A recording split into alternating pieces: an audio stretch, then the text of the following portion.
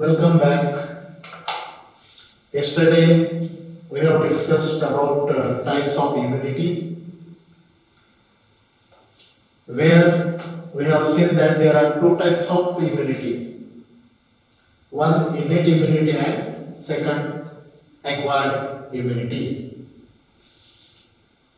Now the next point, that is the cells which are involved in the immunity, cells of immunity, cells of immunity.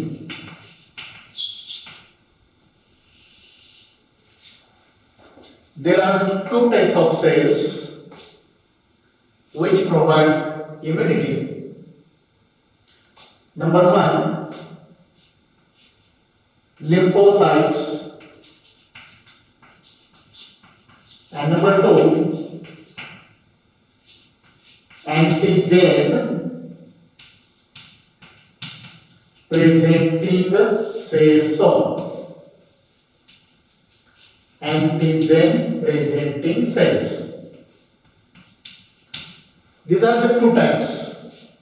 One, lymphocytes. Second, antigen presenting cells. The first type, lymphocytes. These are the main cells of immunity or immune system. Lymphocytes are the main cells that provide immunity. There are about trillions of lymphocytes in our body. Basically, the lymphocytes are produced by the process called hematopoiesis. The process of formation of lymphocyte is called as hematopoiesis. What is hematopoiesis? The process of formation of lymphocyte is called as hematopoiesis. The lymphocytes are basically produced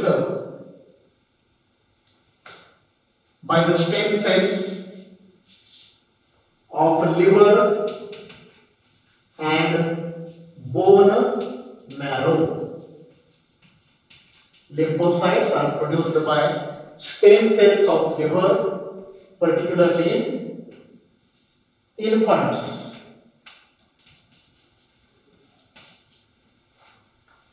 Or embryo of infant, and bone marrow in adult stage, bone marrow of adult human being.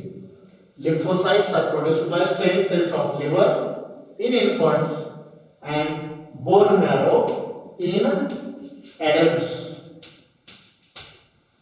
Okay. Now, lymphocytes which are produced in liver and bone marrow are not matured where they are produced. And accordingly, there are two types of lymphocytes. Number one, T lymphocyte, T lymphocytes, and B lymphocytes.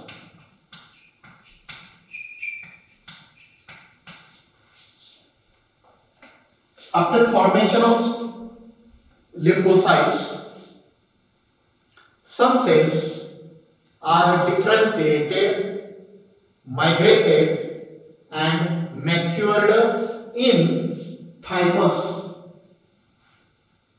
and therefore they are called as T lymphocytes.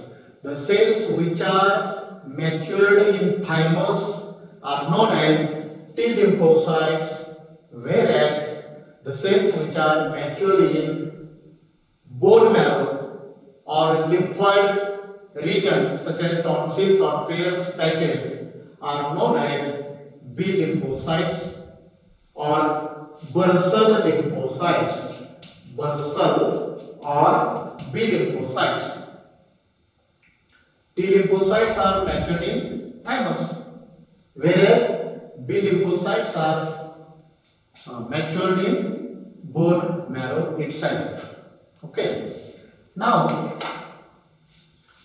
the mechanism of T lymphocyte and B lymphocyte, how they function, how they work. The mechanism or working of T lymphocyte. T lymphocytes, when comes in contact with antigen, they are sensitized, they are activated after contact with antigen, and once they come in contact with antigen, they are sensitized, or we can say activated, become activated and produce clones. Lymphocytes, when comes in contact with antigen, produce clones of lymphocytes. What are the clones? Clones are the similar cells, similar lymphocytes, but they perform different functions. The clones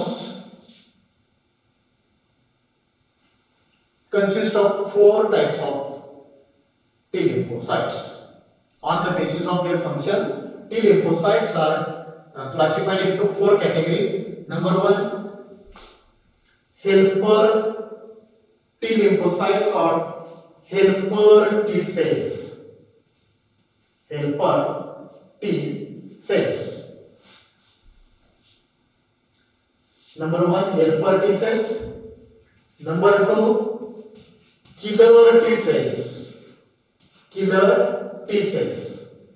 Number 3, suppressor T cells. Suppressor T cells.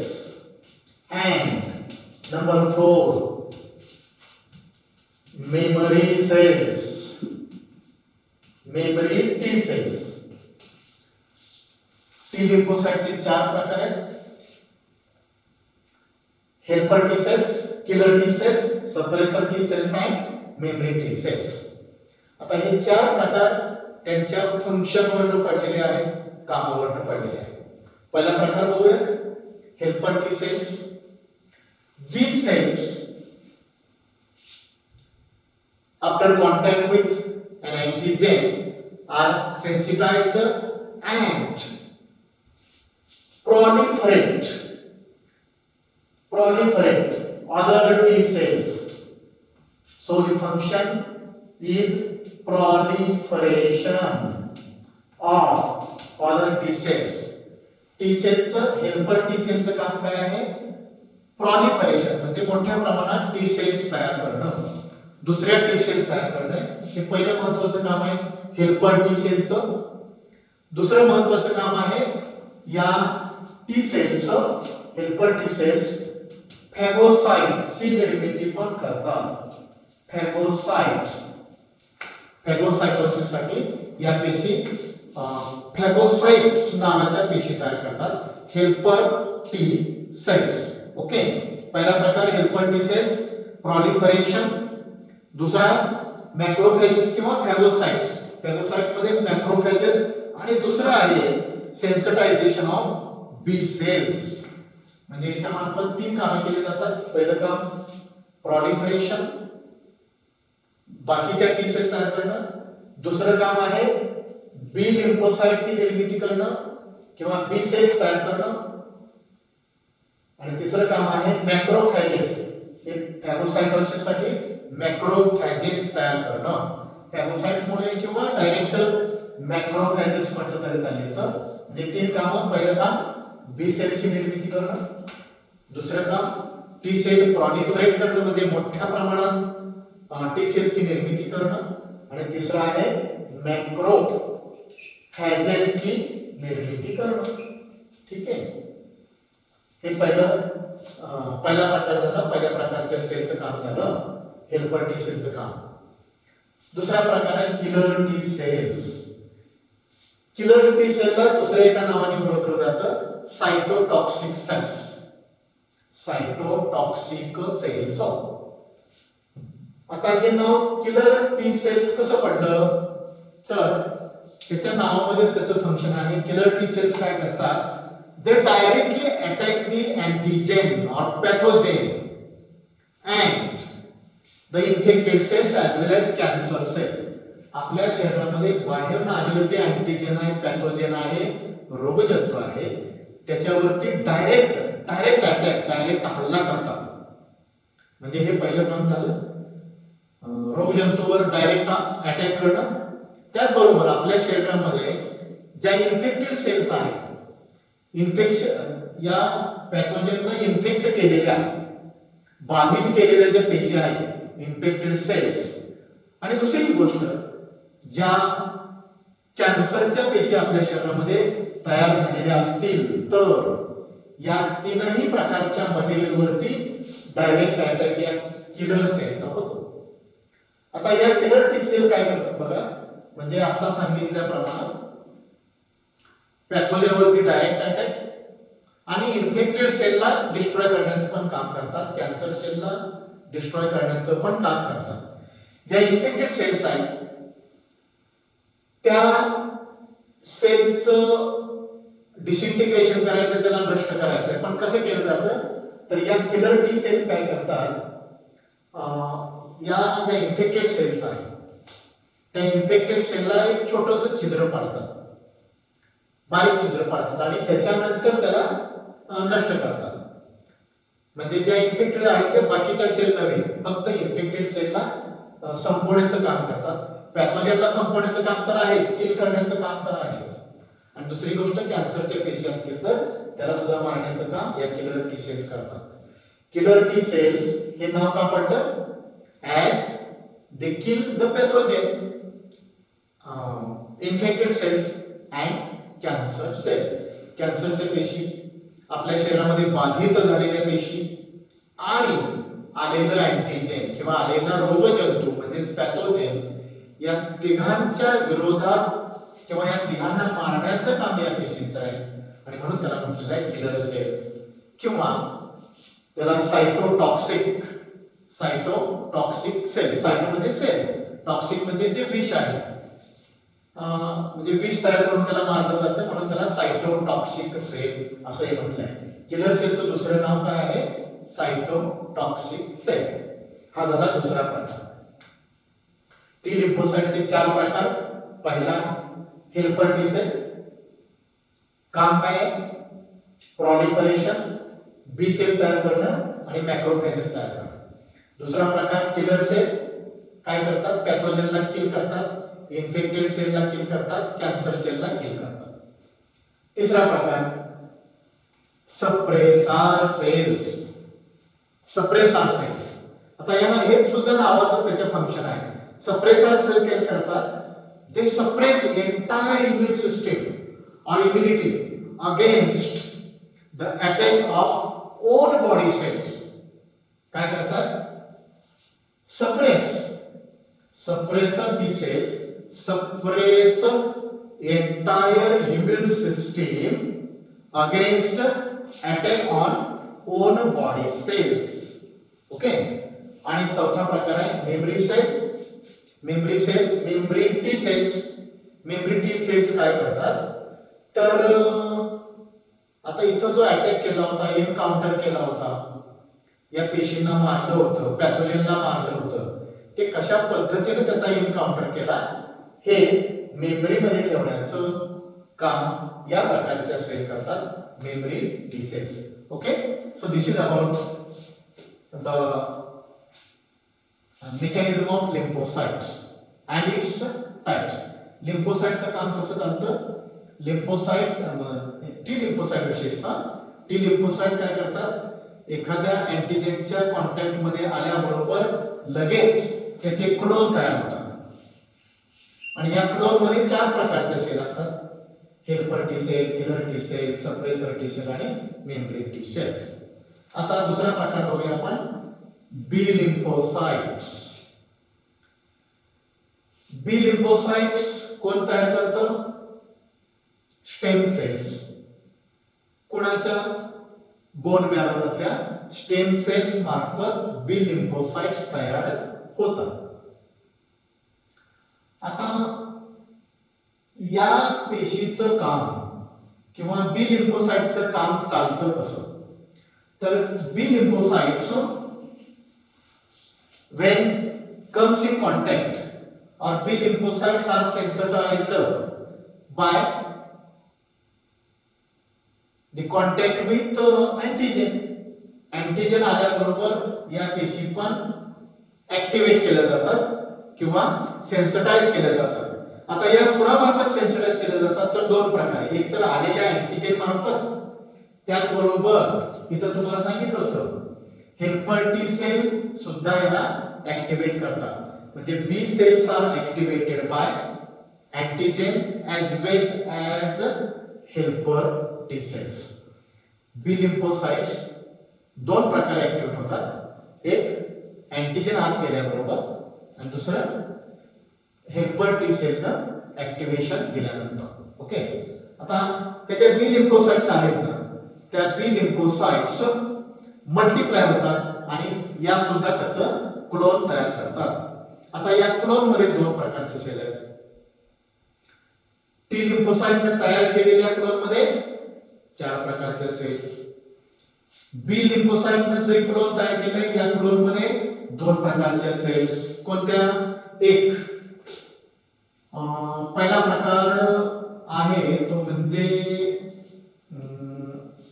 Memory sale आणि दुसरा प्रकार जो आहे तो म्हणजे दुसरा प्रकार आहे प्लाझ्मा सेल्स. काय ना? प्लाझ्मा सेल आणि मेमरी सेल. या क्लोन मध्ये जसं या क्लोन मध्ये या चार प्रकारच्या सेल्स, तसं या क्लोन मध्ये दोन प्रकारचे सेल असतात. एक प्लाझ्मा सेल्स आणि दुसरं मेमरी सेल्स. प्लाझ्मा सेल्स आणि मेमरी सेल्स या दोन प्रकारच्या सेल्स या क्लोन मध्ये असतात. बी लिम्फोसाइटचे जे क्लोन तयार झालेले आहेत त्या क्लोन मध्ये या दोन प्रकारचे सेल आहेत. आता प्लाझ्मा सेल्सचं काम काय आहे? Plasma cells produce a certain glycoprotein or chemical called as antibody. आणि अँटीबॉडी मार्फत जी इम्युनिटी प्रोव्हाइड केली जाते त्याला म्हणायचं अँटीबॉडी मेडिएटेड इम्युनिटी किंवा ह्युमोरल इम्युनिटी. आणि ह्या सेल्स आहेत चार प्रकारच्या, helper T cell, killer T cell, suppressor T cell आणि मेमरी टी सेल. याच्या मार्फत जी आपल्याला इम्युनिटी प्रोव्हाइड केली जाते त्याला म्हणायचं सेल मेडिएटेड इम्युनिटी. आणि याच्या मार्फत ह्युमोरल इम्युनिटी किंवा antibody mediated immunity. Okay. B lymphocytes antibody mediated immunity provide करतात. T lymphocytes cell mediated immunity provide करतात. ओके. आता बी लिम्फोसाइटची ऍक्शन कशी होते बघूया. बी लिम्फोसाइटच्या कॉन्टॅक्ट मध्ये अँटीजेन आल्याबरोबर लगेच अँटीबॉडीज तयार होतात की ज्या प्लाझ्मा सेल मार्फत तयार केल्या जातात. आणि ह्या तयार झालेल्या antibodies direct they are released into the blood stream. आता ह्या अँटीबॉडी त्यातल्या काही अँटीबॉडी या सरफेसला अटॅच होतात and some antibodies remain free. Some antibodies are in contact with the surface of the cell and some antibodies remain free. काही antibodies free असतात. आता ह्या ज्या फ्री antibodies आहेत, the free antibodies provide or perform three functions. Free antibodies ला तीन काम आहेत. त्यातलं पहिलं काम आहे, पहिलं आणि अत्यंत महत्त्वाचं काम आहे ते म्हणजे अग्लुटिनेशन. याचं पहिलं काम काय आहे बघा, अग्लुटिनेशन. दुसरं काम आहे ऑप्सोनायझेशन. दुसरं काम काय आहे? ऑप्सोनायझेशन. आणि तिसरं काम आहे neutralisation of the toxin. Neutralisation. ही तीन काम कोण करतंय? हे अँटीबॉडी. प्लाझ्मा सेल मार्फत जे अँटीबॉडी तयार झाले आहेत त्या अँटीबॉडी विशेषतः ज्या अँटीबॉडी फ्री आहेत, ज्या सरफेसला अटॅक झालेले आहेत त्या नव्हे, तर ज्या अँटीबॉडी फ्री आहेत त्या फ्री अँटीबॉडीला तीन काम आहेत. त्यातलं पहिलं काम अग्लुटिनेशन. अग्लुटिनेशन ॲज वेल ॲज इमोबिलायझेशन. म्हणजे जे अँटीजेन आलेलं आहे, जे पॅथोजन आलेलं आहे, जे रोगजंतू शरीरामध्ये आलेले आहेत त्यांना अग्लुटिनेट करायचं आणि त्यांना इमोबिलाइज करायचं. म्हणजे त्यांना हलू द्यायचं नाही, तिथंच थांबवायचं, जेणेकरून त्यांना आपल्या ज्या पेशी आहेत त्या पेशी त्याचं फॅगोसाइटोसिस झालं पाहिजे किंवा इंगल्प करून फॅगोसाइटोसिस करायचं. म्हणजे त्या पेशी आपल्या अँटीबॉडीज त्याच्याकडे जातील, त्याला इंगल्प करतील आणि खाऊन टाकतील, मारून टाकतील आणि आपल्या शरीराचं संरक्षण होईल. म्हणजेच आपल्याला इम्युनिटी प्रोव्हाइड करतील. अँटीबॉडीचं दुसरं काम आहे ऑप्सोनायझेशन. ऑप्सोनायझेशन म्हणजे नेमकं काय? त्या आलेल्या अँटीजन वरती कोटिंग तयार करायचं आणि त्याला फॅगोसाइटोसिस साठी तयार करायचं. ठीक आहे. ऑप्सोनायझेशन म्हणजे काय? कोटिंग. त्याच्यावरती कोटिंग, एक लेयर तयार करायचा, थर चढवायचा आणि मग आता हे अँटीजन अँटीबॉडीला खाण्यासाठी किंवा मारण्यासाठी तयार झालं. अँटीबॉडी त्याला मारून टाकतो. आणि तिसरं neutralisation of the toxin which is produced by an antigen. आलेला रोगजंतू आहे, मग व्हायरस असेल, बॅक्टेरिया असेल, त्याच्या मार्फत जे केमिकल तयार केलेलं आहे, त्याच्या मार्फत जे टॉक्सिन तयार झालेलं आहे, त्याच्या मार्फत जे आपल्या शरीरामध्ये विष तयार झालेलं आहे, त्याला न्यूट्रलाइज करण्याचं काम या अँटीबॉडीचं आहे. म्हणजे अशा पद्धतीने या बी लिम्फोसाइटचं वर्किंग चालतं. म्हणजे शरीरामध्ये रोगजंतू आला की या बी लिम्फोसाइटचं क्लोथ तयार होतं. त्याच्यामध्ये दोन प्रकारच्या पेशी असतात, प्लाझ्मा सेल आणि मेमरी सेल. प्लाझ्मा सेल मार्फत अँटीबॉडीज तयार होतात आणि ह्या अँटीबॉडी हे सगळे तीन कामं करतात: अग्लुटिनेशन, ऑप्सोनायझेशन आणि न्यूट्रलायझेशन.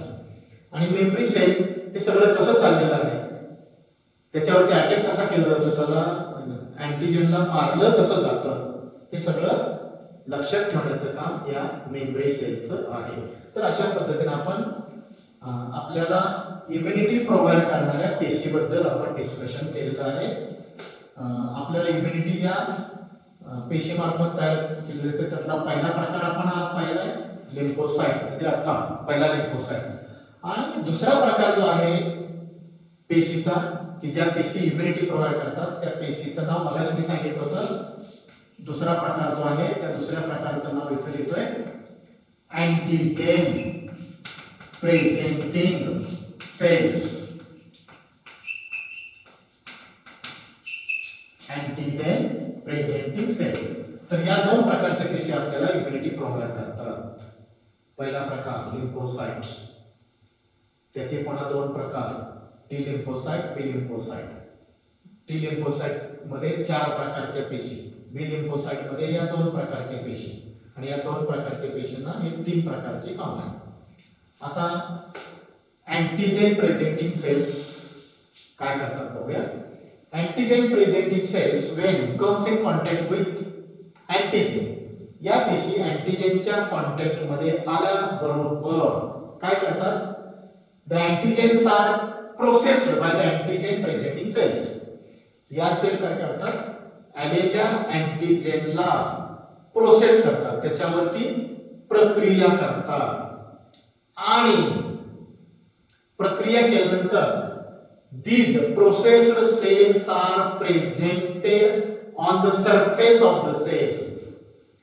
Processed cell सरफेस वरती नेऊन ठेवायच्या, आणि सरफेस वरती नेऊन ठेवल्या की स्टिम्युलेशन होते किंवा सेन्सिटायझेशन होते, आणि मग सेन्सिटाइज झाले की मग या ज्या लिम्फोसाइट्स आहेत, की ज्या प्रोसेस्ड सेल आहेत किंवा जे अँटीजेन प्रोसेस केलेलं आहे, अँटीजेन शरीरामध्ये आलं त्याच्यावरती या पेशी प्रोसेस करतात.